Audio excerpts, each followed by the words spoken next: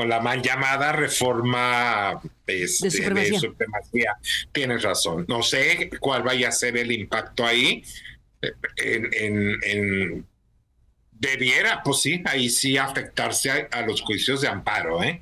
No quiero yo sustituirme a una opinión de un juez de distrito o de un tribunal colegiado, pero para contestar tu pregunta, me parece que sobre todo con la nueva reforma ya vigente, la de supremacía constitucional, pues eso sí va a afectar desde mi punto de vista los amparos, ¿no? Más allá de la sentencia de hoy. La sentencia teníamos, y te soy franco, no había visto el comunicado, pero entiendo lo que se dice ahí abajo, para que no sé, porque si tú ves ahorita, tomar la síntesis de noticias de mucho, vas a leer y dice la Corte valida la reforma. No la validamos, simplemente se queda intacta.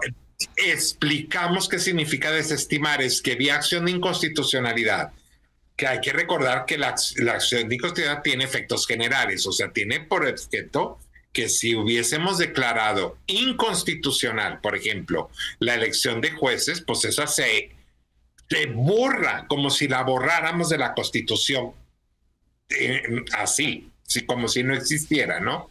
Entonces, lo que está aclarando el comunicado es que esto no implica que estemos diciendo, ay, es válida, ¿no?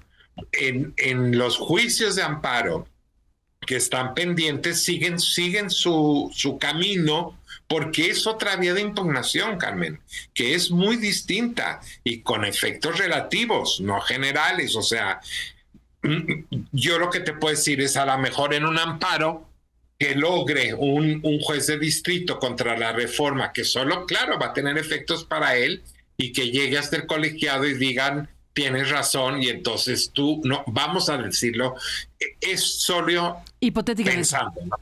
Tú no dejas tu cargo. Ah, bueno, él ganó el amparo, ¿sí? ¿Puede suceder todavía esto? Sí, si pudiera suceder en juicio de amparo, ¿sí? Perdón, con la sola reforma judicial, por lo que no impactó ayer la acción de inconstitucionalidad. Sin embargo, tú me hiciste también la pregunta, y con la nueva reforma, ahí sí creo que esa sí va a impactar.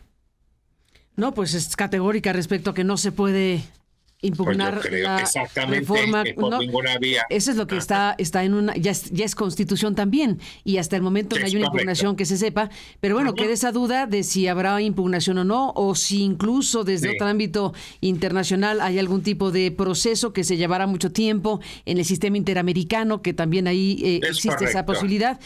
Pero bueno, nos quedamos con esta duda, al final de cuentas, de hasta dónde esta otra reforma va a impactar, a representar un impedimento para que cualquier persona pueda impugnar algo relacionado con la Constitución, lo que sea.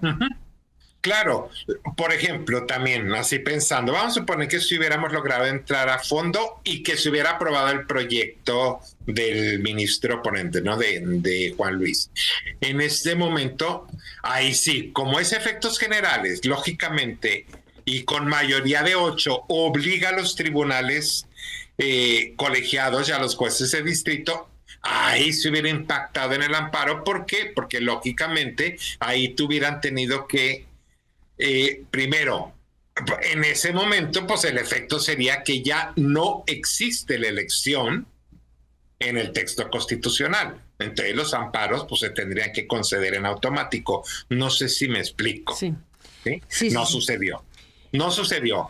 Pero entonces, cuando te aclara el comunicado, se desestimó, lo que no prejuzga. O sea, no estamos diciendo la reforma es correcta y es válida. Simplemente, por la estudiamos ayer, la vía de constitucionalidad, no se lograron los 7 votos para su anulación, y por lo tanto vive esa reforma constitucional. Sí, es cierto, no se extrajo de la Constitución, ahí está, ¿sí?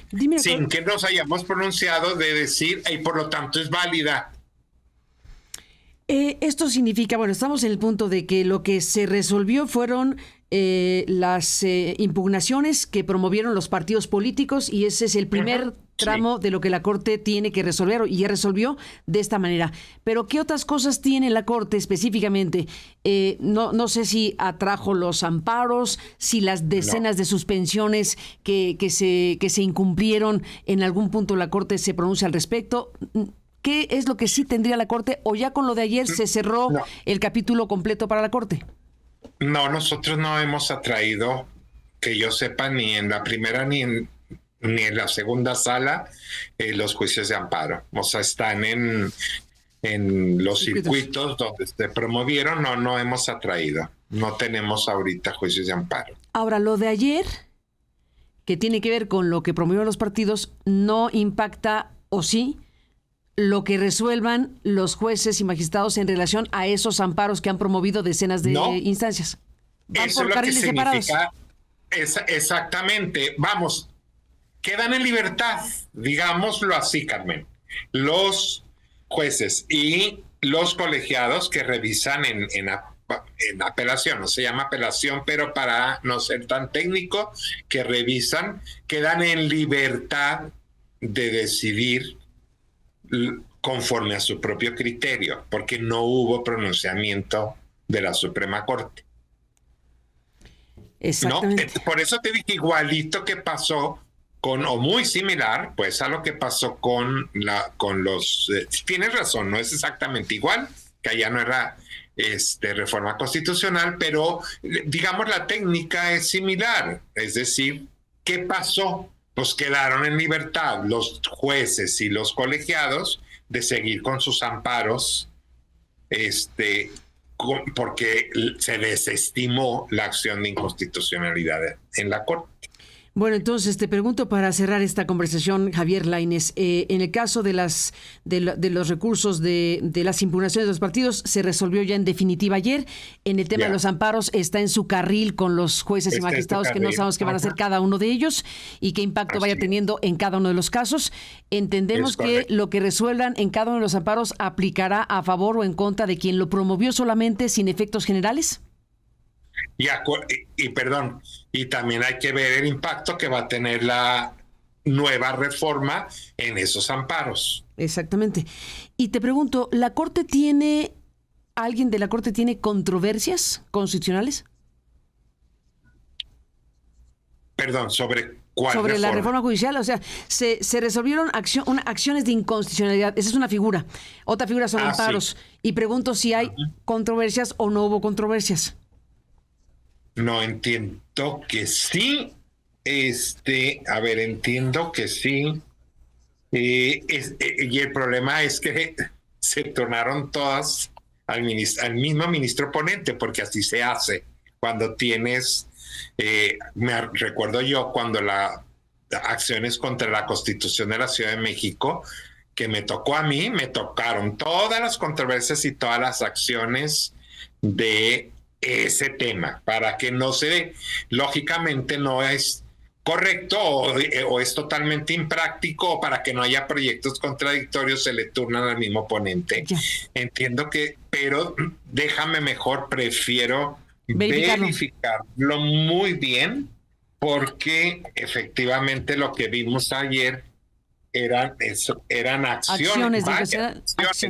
Exactamente, no tenía aquí el dictamen. Pero bueno, sí, déjame verificarlo, porque entiendo que hubo también controversias.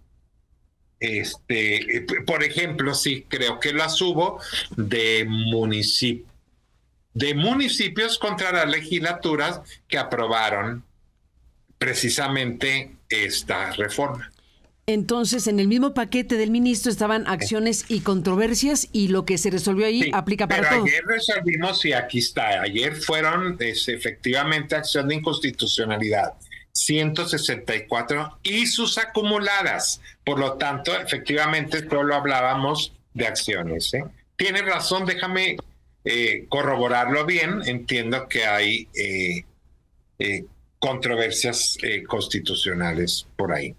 Y si las hubo, ¿tendrían que estar sí o sí en el proyecto de ayer o no necesariamente? No necesariamente, no se resuelven juntas, ¿no? Hay las acciones. Si hay controversia, la tendrán que resolver tendrá después. que resolver, exactamente, ¿no? Pregunta abierta, entonces la dejamos para verificar. Sí, vamos a dejarlo, yo corroboro. Si quieres, bueno, damos el espacio y el tiempo que necesites para poder verificar exactamente esto. Si no te importa, haznoslo saber para que nosotros lo comentemos al público en cuanto nos mandes el dato preciso, ¿te parece? Me parece muy bien. Buenísimo, pues te aprecio mucho, Javier Lainez Potisek, ministro de la Suprema Corte de Justicia, que estés aquí esta mañana al día siguiente de este martes. ¿Cómo lo calificarías? ¿Qué martes fue el de ayer según tu punto de vista? A ver, yo no puedo negarte que pues sí fue muy desilusionante. No, lo vi en mi ponencia, lo vi en mi equipo y en otros equipos en la corte. Sobre todo porque pues tanto el personal del Poder Judicial, Carmen, como mucha gente que te encuentras en la calle, pues habían, digamos, basado mucho sus esperanzas en lo que sucediera el día de ayer. Sí fue decepcionante y para mí preocupante, Carmen. Ya lo dije, mira, el golpe al Poder Judicial ya está dado. Fíjate, yo me preocupé cuando empezaron a irse muchas magistradas y magistrados con jubilación anticipada. Cuando se aprueba en sus primeros semanas la reforma, y yo dije, estamos perdiendo recursos humanos muy, muy valiosos. Cuando vi la declinación de casi la mitad de los jueces y magistrados, dije, o sea, de verdad, la destrucción de un sistema que tardó más de 30 años en crearse. Y una tremenda preocupación, porque al seguir ya, al menos por lo que ayer resolvimos, la reforma vigente, nada más quiero que pensemos, Carmen, imagínate en un juez, en un magistrado que tenga que resolver un asunto penal delicado frente al crimen organizado, un asunto también fuerte respecto a la autoridad, cuando sabes que ya, bueno, olvídate los que declinaron, ¿no? Y que se tienen que quedar ahí hasta el año que entra. O sea, ¿con qué ánimo, vamos a decirlo así, con qué valor, con qué fuerza esa jueza, ese juez va a tomar las determinaciones este año? Y los del 27 es la otra mitad, Carmen.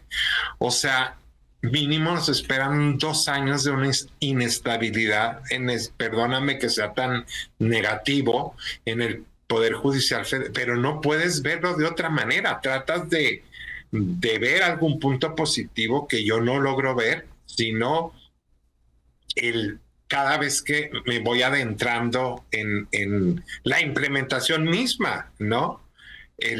Si vieras, por ejemplo, la conformación de los comités, y yo creo, y reconociendo que la buena fe de quienes hayan aceptado participar en los distintos comités, pero un comité que va a evaluar idoneidad, ¿no? A toda velocidad, porque las fechas, además, Carmen, como todo está hecho a la carrera, la velocidad para evaluar los requisitos, la complejidad para, desde decir cómo le calculo las calificaciones a un juez que quiere ir como juez especializado en telecomunicaciones. Cuando estudió la carrera no existía esa materia.